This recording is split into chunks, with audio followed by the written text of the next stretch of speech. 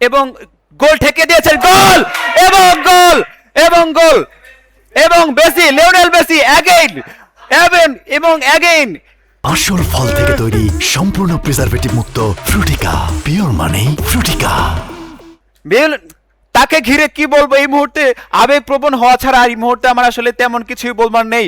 Lionel Messi, যিনি আসলে আর্জেন্টিনার হয়ে দ্য সেভিয়র, তিনি আবারও দলকে বাঁচালেন, তিনি আবারও দলকে, এই মুহূর্তে খাদের কিনারায় দল ছিল কিনা আসলে সেটাও যদি আসলে বলার সুযোগ নেই, কিন্তু আপনি কি দেখলেন রবিন?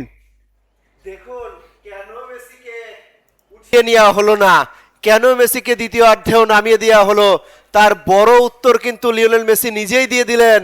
তার যে দুজন উইঙ্গার ছিলেন, একজন ছিলেন লাউতারো মার্টিনেজ, থিয়াগো আলমাদা, তারা দুজন যে ব্যর্থ ছিলেন সেটা কিন্তু একেবারে চোখে আঙ্গুল দিয়ে দেখে দেওয়া হলো। তাদের দুজনকে উঠিয়ে দেওয়ার পরে কিন্তু লিওনেল মেসি তিনি একাই কিন্তু আবারও গোল করলেন, অর্থাৎ কোনো সুযোগ নেই। তবে ম্যাকালিস্টারের দুর্দান্ত শট ছিল, এই গোল, এই শটটা থেকে গোল হতেও পারতো, সেখানে গোলকিপার ঠেকিয়ে দিয়েছিলেন কিন্তু তার হাত ছিটকে বলটা বেরিয়ে গেছে, কিন্তু লিওনেল মেসি সেই সুযোগটা, দুর্দান্ত গোল শট নিয়েছিলেন, ম্যাকালিস্টার দুর্দান্ত শট নিয়েছিলেন, সেটা আসলে হাতে রাখার মতো অপশন ছিল না যে কিছুটা এগিয়ে যায়। লিওনেল মেসি যেন একজন শিকারীর মতো অপেক্ষায় ছিলেন, কখন তোমার হাত থেকে বলটা ছুটবে তখনই আমি বল চালে জড়াবো, ঠিক সেটাই করলেন লিওনেল মেসি।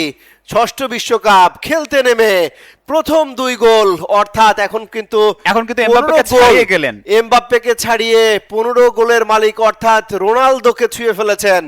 আর মাত্র দুটি গোল করতে পারলেই কিন্তু লিওনেল মেসি হয়ে যাবেন বিশ্বকাপে সর্বোচ্চ গোলদাতা সর্বকালের। এবং এই রেকর্ডটা এত দ্রুতই ঘটবে সেটা কিন্তু আমরা কল্পনা করতে পারিনি, যে মাত্র এই রেকর্ড ছোঁয়ার জন্য একটি মাত্র ম্যাচের প্রয়োজন হবে লিওনেল মেসির। কিলিয়ান এমবাপ্পে যে রেকর্ডটি গত সকালবেলায় আমাদের রেকর্ডটি ভেঙে দিয়েছিলেন।